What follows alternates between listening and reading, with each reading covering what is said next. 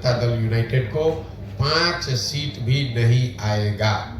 अगर आएगा तो हम बिहार की जनता के सामने खड़ा होकर अपनी गलती मानने को तैयार हैं। तो आपके हिसाब 5 सीट भी नहीं आएगा, उनको नहीं आएगा, उसके बाद उनके दल का विघटन होना अवश्य भावी है। सर, बिहार की राजनीति को आपने नजदीक से देखा है, कितना भी विकास की बात कर लीजिए, लेकिन जब वोट का वक्त आता है तो वही जाति देखी जाती है। आपका क्या इरादा, मतलब आप चुनाव के टाइम में बताएंगे कि मैं ये करूंगा? आपके जितना तो राजनीति की हमको समझ नहीं है, लेकिन अगर आप ही के बात को हम सही मान लें तो आप हमको समझा दीजिए कि मोदी जी को बिहार में तो वोट पड़ा है कि नहीं पड़ा है? पड़ा है। मोदी जी के जाति के कितने लोग बिहार में रहते हैं ये बता दीजिए। अगर जाति पर ही, आपने कहा कि हर आदमी जाति पर ही वोट देता है, तब तो मोदी जी को बिहार में एक भी वोट नहीं मिलना चाहिए था। इसी बिहार में 20% मुसलमान रहते हैं। ये सारे लोग जनता दल ये आरजेडी को वोट देते हैं, तो लालू जी की जाति और मुसलमानों की जाति तो एक नहीं है, तो क्यों देते हैं ये लोग वोट आरजेडी को? इतना जो आप लोग सिंप्लीफाई कर देते हैं कि सब जाते पर दे रहा है। अगर ऐसा होता तो ना मोदी को वोट मिलता हिंदुओं का, ना आरजेडी को वोट मिलता मुसलमानों का। वोट मूलतः यहाँ 4 बिंदुओं पर पड़ता है। पहला, उसमें एक जाति भी बड़ा मुद्दा है, लेकिन जाति एकमात्र मुद्दा नहीं है। समाज में एक बहुत बड़ा वर्ग है जो हिंदू मुसलमान के नाम पर वोट देता है। तीसरा, एक बहुत बड़ा वर्ग है जो भाजपा का वोटर नहीं है, लेकिन उसको लालू जी से विरोध है, लालू जी से डरता है, इसलिए जाके डर के मारे भाजपा को देता है। 5 वर्ष वो भाजपा के नेताओं को गाली देता है, लेकिन चुनाव जब दिखता है कि सामने आरजेडी जीत सकती है तो आरजेडी को तो दे नहीं सकता, तो जाके भाजपा को देता है। और यही हाल कमोवेश मुसलमानों का है। ये आरजेडी के वोटर नहीं है, ना जाति के आधार पर ना धर्म के आधार पर। इनको लगता है कि भाई भाजपा को तो हम दे नहीं सकते हैं, तो हम किसको देंगे? एक आरजेडी बचा, उसको आरजेडी को वोट देते हैं। तो जो मजबूरी का वोट है उसको आप जाति का वोट ना बताएं। ये जाति का वोट नहीं है, ये मजबूरी का वोट है, डर का वोट है, विकल्प नहीं है इसलिए दे रहे हैं। विकल्प बन जाएगा, नहीं देंगे उसको वोट। अच्छा, केंद्र में जो अभी सरकार है तो इसको कितना फर्क पड़ेगा 24 लोकसभा में ये इंडिया गठबंधन जो बना है? कितना फर्क पड़ेगा इस पे निर्भर करता है कि इंडिया गठबंधन कितना बढ़िया बनता है, कितना बढ़िया उसको चलाया जाता है, क्या कार्यक्रम। क्या है भैया, ऐसा है, आप किताब खरीद के ले आइएगा घर, उससे परीक्षा पास हो जाइएगा। सबसे बढ़िया जो मार्केट में किताब है वो खरीद के ले आइए, बिना पढ़े हुए आप पास हो जाइएगा। तो इंडिया अलायंस वैसे ही है कि आपने किताब मार्केट से जमा कर लिया, अब उसको पढ़ना भी तो पड़ेगा भाई। कोई उसका कार्यक्रम हो, नैरेटिव हो, नीचे जनता उससे जुड़े, समझे, तब तो फायदा होगा। किताब खरीद के लाके घरे रख लीजिएगा और कहिएगा परीक्षा में कितना नंबर आएगा। पढ़िएगा, बढ़िया पढ़िएगा तो बढ़िया नंबर आएगा, नहीं पढ़िएगा तो फेल हो जाइएगा। वही हाल इंडिया अलायंस का भी होगा। बहुत बहुत धन्यवाद भैया। आखिरी सवाल कर लिया जाए। मैं बोला सर, भाजपा का जो राजनीति का तरीका आप जानते हैं, हिंदू मुस्लिम वाला है, और भाजपा के पीछे पूरी आरएसएस की लॉबी 200 साल की तैयारी हुई है, और लगातार आरएसएस के जो भी कार्यकर्ता हैं या फिर उनको मानने वाले बढ़ते जा रहे हैं, यानी भाजपा के वोटर्स बढ़ते जा रहे हैं। जब भाजपा के वोटर बढ़ेंगे तो इधर सेकुलर वोटर तब कम होते जाएंगे। सर, उन्हें रोकने के लिए क्या तरीका? ऐसा है कि अगर भाजपा के वोटर बढ़ ही रहे जैसा आप बता रहे हैं, तो भाजपा फिर 15 राज्यों में चुनाव कैसे हारी है? तो जीत भी रही है सर।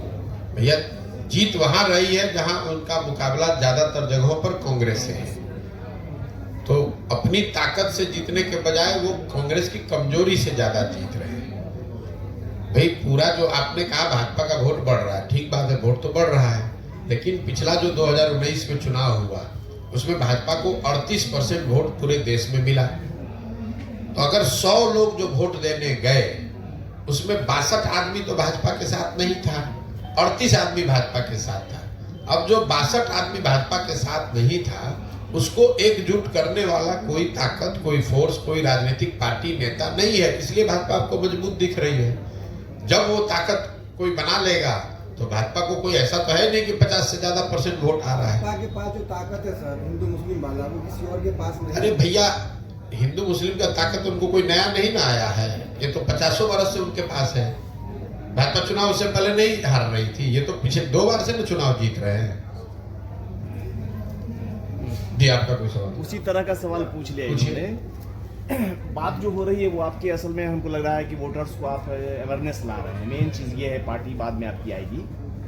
आप शिक्षा पे बड़ा जम करके बोल रहे हैं, आप बेरोजगारी पे बोल रहे हैं, कुछ स्थानीय मुद्दे पर भी फोकस हो रहा है, सद्भावना पे नहीं कर रहे हैं। बात वहीं आ गई, उन्होंने दूसरे तरह से पूछ लिया है, सद्भावना को भी एक विषय बनाया जाना चाहिए। क्या नहीं करने पर तो रोक है नहीं।